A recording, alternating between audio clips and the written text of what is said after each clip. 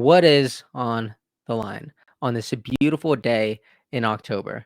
I'm going to tell you what I'm seeing. First of all, people absolutely love seeing Casey and Callie Means on Joe Rogan. These clips are going absolutely nuts. I'm going to play this one, but if you guys haven't seen it, I'm like halfway through right now, and I'm just thinking it is absolutely phenomenal. So we're going to talk about it. Another thing we're going to talk about is RFK Jr. just released this new platform where people could go discuss, break down policies, and it's called Policies for the People. You might have already heard about it, but it is phenomenal. A lot of people here are just going ahead and discussing really important things, and these are all very meaningful conversations that are being had. So I'm really excited to dive a little bit deeper onto that. And as you guys know, the 60 Minutes interview with Kamala Harris and also Tim Walz came out yesterday, and it has been disruptive and not in a good way, unfortunately. And Kamala Harris has also been on The View, and as expected, it really didn't go in her favor. Anyways, we're going to go ahead and dive into all of these things that are on the line, but we're going to start here. Now, this is an incredible 2-hour conversation. I am halfway through it right now. I think every single person should listen to, especially if you're someone who not only cares about health, but you care about what's happening in this country in terms of medicine, in terms of spirituality, and what you see for the future. And if you're just someone who likes to engage in these conversations, I think you will absolutely love what happens there on Joe Rogan. This is going to be a little snippet, but check it out and let me know what you think about it. We are getting destroyed, and it's very recent, and it's accelerating. The stats speak for themselves. You know this very well. 74% of Americans are overweight or obese. 50% now of American adults have type 2 diabetes or prediabetes. These were diseases where there was 1% of Americans in 1950 had type 2 diabetes. Now it's 50% of Americans have prediabetes or type 2 diabetes. Alzheimer's, dementia are going through the roof. Young adult dementias have increased like 3 times since 2012. So early onset dementias, we're seeing, this 1 in 2 Americans are expected to have cancer in their lifetime now. 1 in 2, and young adult cancers are going up 79% in the last 10 years. We've got, of course, the autism rates are absolutely astronomical. 1 in 36 children has autism now in the United States. That was 1 in 150 in the year 2000.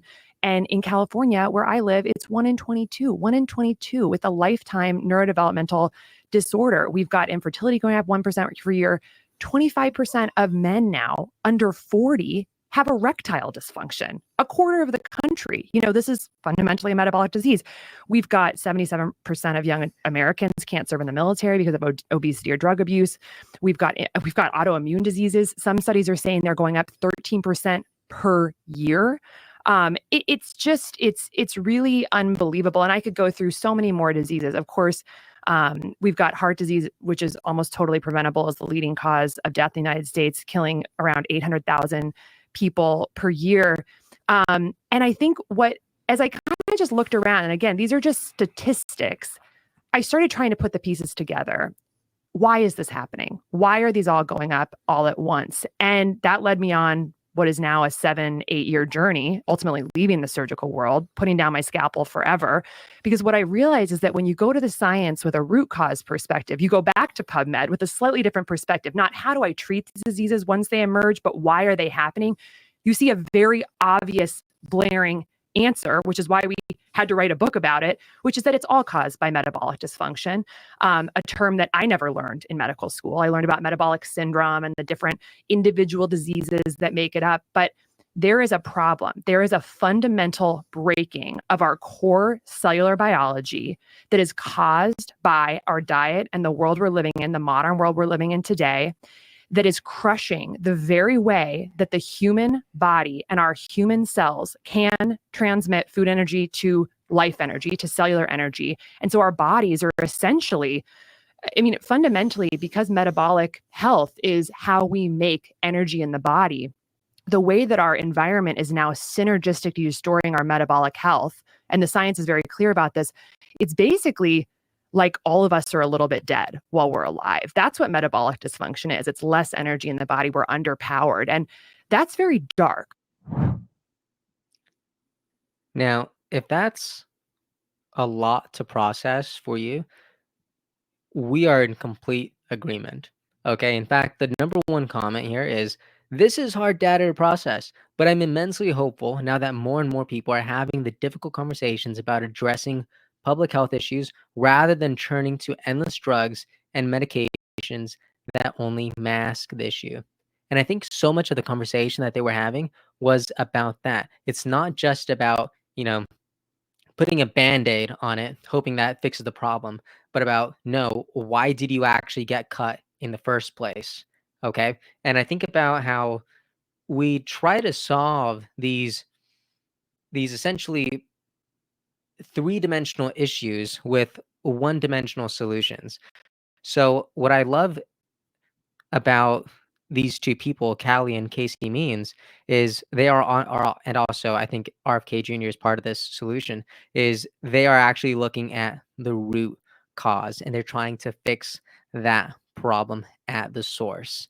And I absolutely love that. Speaking about problems and people speaking about them, I don't know if you guys know the actress from I know her from the movie The Other Guys. She plays Will Ferrell's character's wife, and I'm like 1,000% sure this is her. But yeah, Eva Mendes, that's her name. She posted this today on Instagram. She wrote, I grew up on cereal. I still love it, but I won't eat Kellogg's US anymore after I found out that so many of the ingredients they use here in the US are banned in other countries. Why?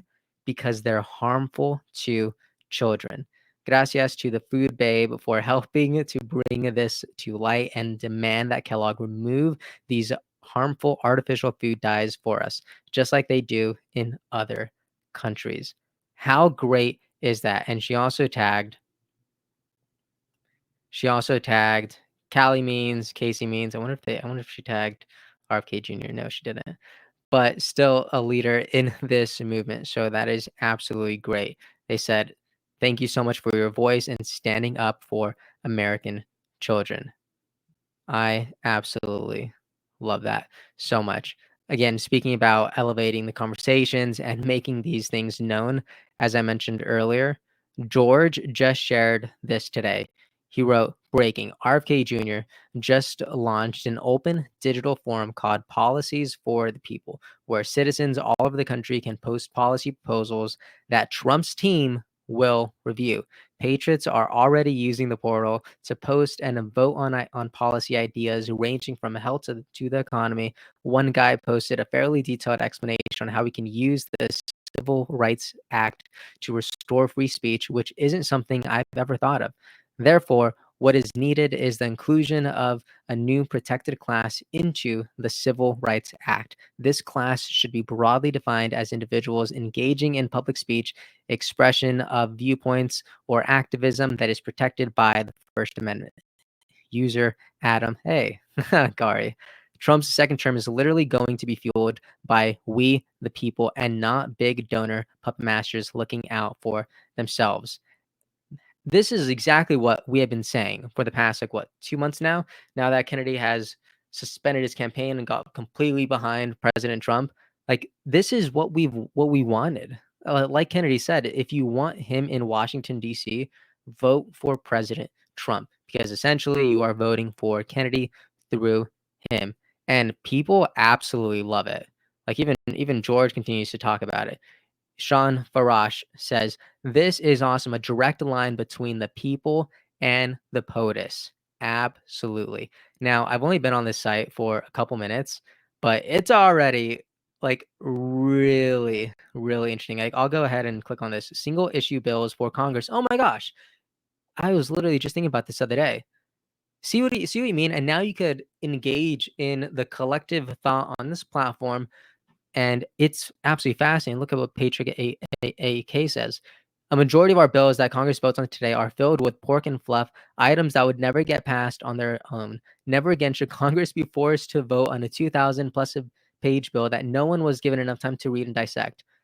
Exactly. This is so good. This is a must. Single issue bills to stop politicians from porking out their wishes within a bill and also using porky bills to accuse their enemies for being against them. This happens so often. And then people could just comment and say, agreed. And you could like things. There we go. Wow. This is so, so cool. You guys should all check out this website. It is policies4people.com. And I'm so excited to see the collective thought that happens here. There's even categories. See, health, food, liberty, economy, peace, all categories. This is really great. And look at the amount of feedback that you're seeing on this single post. You have almost 200 views, 98 likes, 13 users. This is really great. Something that's not great, unfortunately, is Kamala Harris was just on 60 Minutes, and I have a lot of problems with this. I don't know if there's like an entire 60-minute video somewhere. I haven't been able to find it on the 60-minute official YouTube channel. There's only like 20 minutes posted of it. I think that's kind of corrupt. How dare you call yourself 60 Minutes if you're not posting the entire 60-minute thing? Anyways, but still, even with 60 Minutes withholding as much as they have, Kamala Harris still, like, you would think that they would just, not post the entire 60-minute segment and just maybe post 20 minutes of it, but then you make Kamala Harris look like a genius. That's not what happened here. But I also give a lot of credit to 60 Minutes for having a lot of journalistic integrity, I would say, because I actually see a whole lot of pushback and forcing Kamala Harris into a corner to essentially answer the question that she was asked because, they don't call her a word salad for nothing. It's because she knows how to dance around a question. But here you actually see some pushback. Check it out. I think, don't you just love that? He literally has to say, after she finishes her thought, what I was asking was, my goodness, I waited 3 years to fix. My goodness. One of the top comments here says, it is, I'll say shame. It is a shameful indictment of the United States that this tongue-tied, vapid person who reached the second highest office in the land. Thankfully, I don't even think Americans are naive enough to elect this man. I just don't like being mean, but I will say imbecile to the presidency. And you know what? I've actually been thinking about that a lot today. I just made this tweet. I don't even let me see. I wasn't even planning on bringing this up, but yeah, check this out. In response to Kamala Harris segment from 60 Minutes, I wrote, "What I find absolutely despicable is that Kamala Harris, being the nominee, is the Democratic Party basically saying this is the person who best represents the Democratic ideals and values, and that just isn't true. The Democratic Party deserves better." And I said this again whenever JD Vance and Tim Walz had their debate because I'm like, oh my gosh, you have two people who are respectful. You have two people who know what they're standing for, and they are pushing their conversation, their ideas, and their values forward. And then people who are at home, like me, can now watch these two people deconstruct and create solutions in front of our eyes. And then we get to choose who we align with the most. And then we know who to vote for come November. This is good, right? But when I see Kamala Harris here on 60 Minutes, I just can't imagine that, oh my gosh, is this really the best that we have to offer? And the answer is no, it's not. So I'm personally happy to see that other people are also kind of elevating this other idea because I think if Kamala Harris does lose in November, my hope is that the Democratic Party takes a step back and develops a new leader over the next 4 years to better represent the Democrat base. That is my hope. And just so you know, like I'm consistent here. That was also my hope in 2020 because there was conversations about, President Trump losing. And my idea was if President Trump does lose, I hope that he takes the next 4 years to become better, develop maybe a more moderate personality, a more moderate agenda instead of just, appeasing to the extreme right. And I think we did see that. I think we're seeing it right now with Maha with his coalition team. I think we're seeing that, and I think he actually did it right. So I wouldn't be surprised if Kamala Harris loses in November, but she does take the next 4 years to be stronger, develop her communication skills, maybe develop a bit more conviction on where she stands, and yeah, I think that's very entirely possible. And for the record, 60 Minutes didn't just ask Kamala Harris the tough questions. They also really pushed back on Tim Walz. Check this out. His answer to whether or not American people, the American public, can trust him to tell the truth is, I think they can. Knucklehead Tim Walz. I expected more from that answer. I gotta tell you the truth. To being a knucklehead at times, but the folks closest to me know that I keep my word. I don't know. Look at this. First comment says, kudos to 60 Minutes for asking both Harris and Walz the hard questions. It's totally unexpected, honestly. It really is. And I saw this other thought that said, I think 60 Minutes and other legacy news outlets are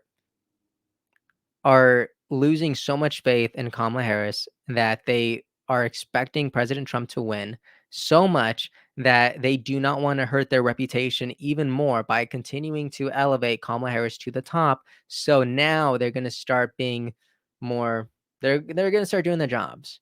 Right? They're actually going to be journalists, they're actually going to be reporters, they're actually going to stop doing these softball interviews and they're going to ask the real questions, which is great. Also, CNN, speaking of legacy media kind of turning against them, to kind of prove that point, here we have CNN discussing what Kamala Harris just said on, I believe, yes, this was on The View. I will play the View clip first. Look at this. This is actually, I believe, shared from the Trump campaign. Well, if anything, would you have done something differently than President Biden during the past 4 years? There is not a thing that comes to mind in terms of, and I've been a part of most of the decisions that have had impact. I'm Donald Trump, and I approve this message. That was absolutely not a great answer from Kamala. Are you kidding me? I feel like Kamala Harris she has a hard job, right? She needs to be promising a future that's better than what people have right now, while at the same time saying, you know what? We actually didn't do a bad job either. Like, don't you want to keep this going? Like, we have a good relationship, right? You appreciated the last 4 years. Don't you want to keep this going? But at the end of the day, there are very miserable aspects that existed during the past 4 years that exist right now. There are pain points that people like me and people like you are still feeling. So for Kamala Harris to have the audacity to say, nothing comes to mind, that is the most out of touch answer I could even imagine hearing. Shame on you, Kamala, really. And this is CNN reporting on it. Done something differently than President Biden during the past 4 years? There is not a thing that comes to mind. Molly, what do you make of that? I'm surprised, frankly, that she doesn't have more to say about this, given that she and her campaign know that this is one of the main questions that voters have about her. And one of the main things she's been trying to establish as part of her candidacy is the idea that she would represent a break from the past 4 years, and to not be able to come up with something to say in that moment. She continues to not be particularly nimble on her feet in a lot of these interviews. And this is a very obvious question that gave her an opportunity, frankly, to differentiate herself in a way that would have made news, that would have answered, I think, the curiosity of a lot of voters who want to know how she would lead differently. And she's not very specific in laying that out. And she can't point to a decision she would have made differently, which, in an electorate that thinks that doesn't like the way this administration has led and that doesn't like the track that the country is on, that may not be a very satisfactory answer. I mean, it's a delicate dance. It's not a satisfactory answer. People do not like what they are hearing. And you remember how the other day we were talking about, even there's the possibility that President Biden also doesn't like what he's saying. He doesn't like what he's hearing from Kamala Harris. Well, today we actually saw even more evidence suggesting that. I saw that Tim Pool shared this. He wrote, LOL, Biden sinks Kamala again. Biden has to be sabotaging Kamala at this point. Maybe he's so upset that they booted him out. Check this out. It's only a 40-second clip, but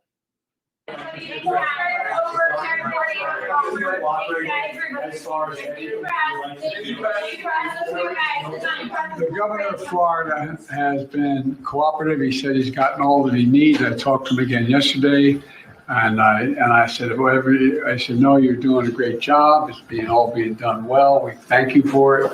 And I literally gave my personal phone number to call. So I don't know.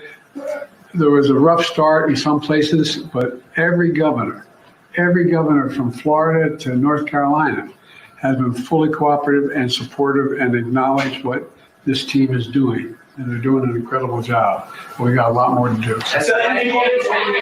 So obviously this comes after Kamala Harris clearly throwing shade at Governor Ron DeSantis yesterday. So again, now the evidence is just starting to stack up. But that is what I am seeing on the line today from Casey and Callie Means being on with Joe Rogan. I highly recommend everyone go listen to the 2-hour plus conversation. I'm absolutely really excited to continue listening to it. Also, this was speaking on that conversation. I wanted to share this earlier, but this was a screenshot that I shared. I'm not sure exactly what minute this is, but I believe it's like minute 37 ish. But Casey says, and I think that fundamentally, this is again why it comes down to like, this is actually more of a consciousness and spiritual issue because it's like, we need to pray for courage. We need to sit down every morning and decide what we want for the future. What do we want? We're all players. We're all important. We all need to use our voices. She continues and says, being complicit, like what future do we want and what are we willing to do for it and get our priorities straight? Is our priority like our house and our mortgage and our boat and our comfortable life that's killing us? Or is it to elevate, to be stewards of the future and of the planet and to make some harder choices? I'm astonished by how much value I'm finding from this conversation. At first, I thought it was just going to be, completely about health and the foods that we eat and the stuff that we're drinking and, just the medicine and just other things that I'm just not too aware of. But the second that they started talking about spirituality and connectedness and nature and how so much of our health experiences are starting to stem from, our disconnect from nature. And I'm just like absolutely fascinated by this. Like I am loving and finding so much confidence in this conversation. And if you listen to it or are listening to it, let me know what you think about let me know what your immediate thoughts are there. Also, how many of you guys are actually going to be checking out policies for people? Are you excited? Are you excited about this? Are you as excited about this as I am? Like, I think this is really, really neat. And the fact that there's a space for people to actually discuss, deconstruct, and elevate these very important conversations. And the fact that they're going to be going to President Trump, like, this is a revolutionary idea. Like, I don't think there's another part of the internet where something like this exists. So I'm really excited about that. And let me know what you thought about these 60-minute scenes with Kamala Harris and Tim Walz or her experience on The View. Do you agree with what she was saying, or are you like the other millions of people who happen to be really disappointed with essentially her being the Democratic nominee? Anyways, that's the video.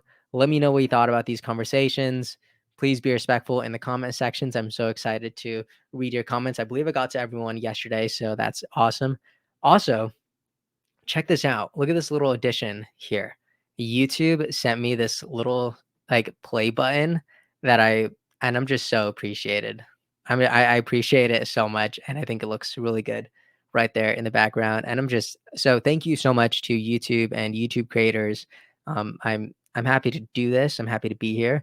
and I'm happy to have these conversations, and particularly with all of you guys. So thank you so much for being here. Hope you have a great day, and I will see you all. Hey everyone, thank you so much for watching and listening. I appreciate your time so much, and I really hope you enjoyed this episode. If you'd like to support what we're building here, please like and subscribe. It means a lot and it really helps us out. And if you want to see even more content from me, make sure to follow me on Instagram. I'm going to be sharing a lot more on there. Thank you so much. Have a great day, and I'll see you next time.